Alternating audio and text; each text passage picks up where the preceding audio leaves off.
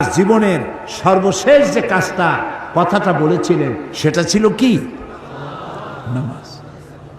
ইন্তেকালের 5 দিন আগে প্রচন্ড জ্বর হলো, মাথায় যন্ত্রণা হলো, বারবার বেহুশ হয়ে পড়েন। যে রাত্রে ইন্তেকাল করবেন সেই রাত্রে সাহাবায়ে কেরাম কেউ ঘরে ফেরে নাই, সবাই কাঁদতেছে। সকলের ধারণা নবীজি খুব তাড়াতাড়ি বিদায় হয়ে যাবেন। ঘরের মধ্যে স্ত্রীরা কাঁদেন, জামাই কাঁদেন, নাতি নাতনি কাঁদেন। সব থেকে বেশি কাঁদছেন হযরতে মা ফাতিমা রাদিয়াল্লাহু তাআলা আনহা। রাসূলুল্লাহর হুশ এলো, হযরত ফাতেমার কান্না দেখে কাছে ইশারা করে ডাকলেন, কানে কানে কি যেন বললেন। হযরত ফাতেমার কান্না বন্ধ হয়ে গেল।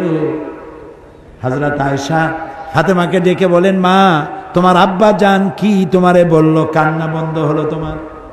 হযরত ফাতেমা বলেন, মা আমার আব্বা জান আমাকে কানে কানে বললেন, মা কাঁদিস না, তোর কান্না আমার বরদাস্ত হয় না। আমি তোমাকে সুসংবাদ শোনাই, আমি মরে যাওয়ার পর সবার আগে তোমার সাথে আমার দেখা হয়ে যাবে।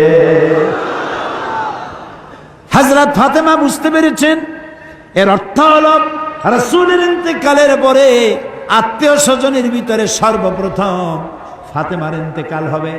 হয়েছিল তাই। রাসূলুল্লাহ বেহুশ হয়ে পড়লেন, আবার হুশ হলো, আবার বেহুশ হলেন। ফজরের পরে হযরতে জিবরাইল এসে বলছেন, আসসালামু আলাইকা ইয়া রাসূলুল্লাহ, হে আল্লাহর রাসূল, আল্লাহ আপনাকে সালাম বলেছেন আর তিনি জানতে চেয়েছেন আপনি কেমন আছেন। তিনি জানেন আপনি কেমন আছেন, তারপরেও তিনি জানতে চেয়েছেন আপনার মুখে আপনি কেমন আছেন। নবীজি বললেন,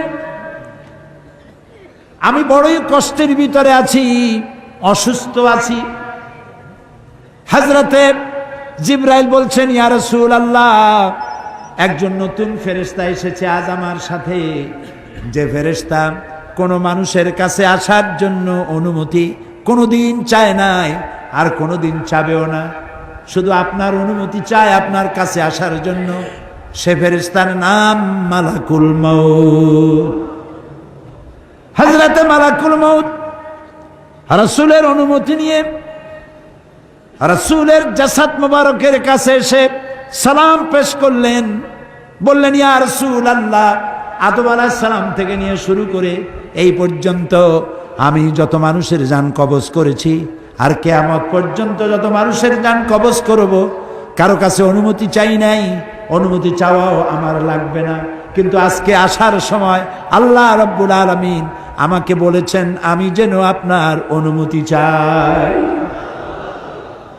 রাসূলুল্লাহ বললেন, মালাকুল মউত, আমি যদি তোমাকে অনুমতি না দেই?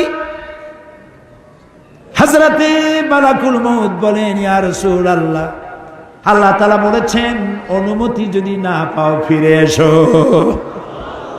আল্লাহু আকবার, আল্লাহু আকবার।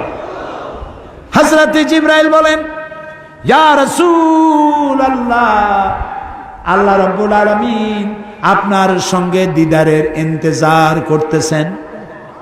নবী বললেন, মালাকুল মউত, তুমি তোমার কাজ শুরু করতে পারো। মালাকুল মউত যখন জান কবজ করতে যাবে, রাসূলুল্লাহ বললেন, আয়েশা একটু কাছে আসো। ওই যে সোনা ছিল কয়েক টুকরা, সোনাগুলোর খবর কি? 6 টুকরা, ছোট্ট ছোট্ট 6টা টুকরা সোনা ছিল, সোনাগুলো কই? হযরত আয়েশা বলেন, আমি তার যত্ন করে রেখেছি। নবীজি বলছেন, এক্ষুনি স্বর্ণ টুকরাগুলি সদকা করে দাও। আমি মুহাম্মদ সাল্লাল্লাহু আলাইহি সাল্লাম আল্লাহর দরবারে এই অবস্থায় উপনীত হতে চাই না যে মুহাম্মদের ঘরের ভিতরে সোনা আছে। হযরত ওমর রাদিয়াল্লাহু তাআলা আনহু রাসূলের সঙ্গে দেখা করতে গেছিলেন একদিন। ঘরে মা আয়েশা ছিলেন না। হযরত ওমর সালাম দিয়ে ঘরের মধ্যে ঢুকে দাঁড়ায় দাঁড়ায় কাঁদতেছেন, বাচ্চা শিশুর মতো ডুকরে ডুকরে কাঁদছে। রাসূলুল্লাহ জিজ্ঞেস করছেন, ওমর কান্দো কেন? হযরত ওমর বলছেন, আমি বিশ্বনবীর ঘর দেখতেছি, ছোট্ট একটা ঘর, এক কোনায় একটা সরাহি পানি রাখার পাত্র কাইতে হয়ে পড়ে আছে, একটা গ্লাস কাইতে হয়ে পড়ে আছে,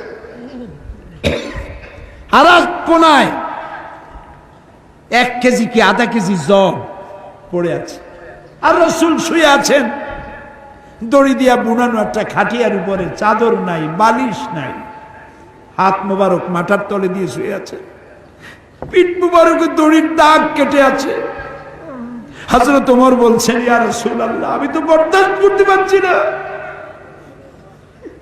বিশ্বনবী তার পিঠে দড়ির দাগ, পানির পাত্র কাইট হয়ে পড়ে আছে, খাট নাই, বালিশ নাই, আপনি আমাকে অনুমতি দেন, আমি আপনার জন্য একটা তোষক বানাই নিয়ে আসি। রাসূলুল্লাহ বললেন, ওমর, আমি তো দুনিয়ায় শান্তি করতে আসি নাই, আমি যদি ওহদ পাহাড়কে বলি ওহদ আমার জন্য সোনায় পরিণত হয়ে যা, ওহদ পাহাড়টাই সোনা হয়ে যাবে, শান্তি করতে আসি নাই। নবীজি বললেন, আয়েশারে সোনাগুলি বিতরণ করে দাও, সাদকা করে দাও। মালাকুল মউতকে বললেন, তুমি তোমার কাম সারো। জান কবর শুরু হয়ে গেল।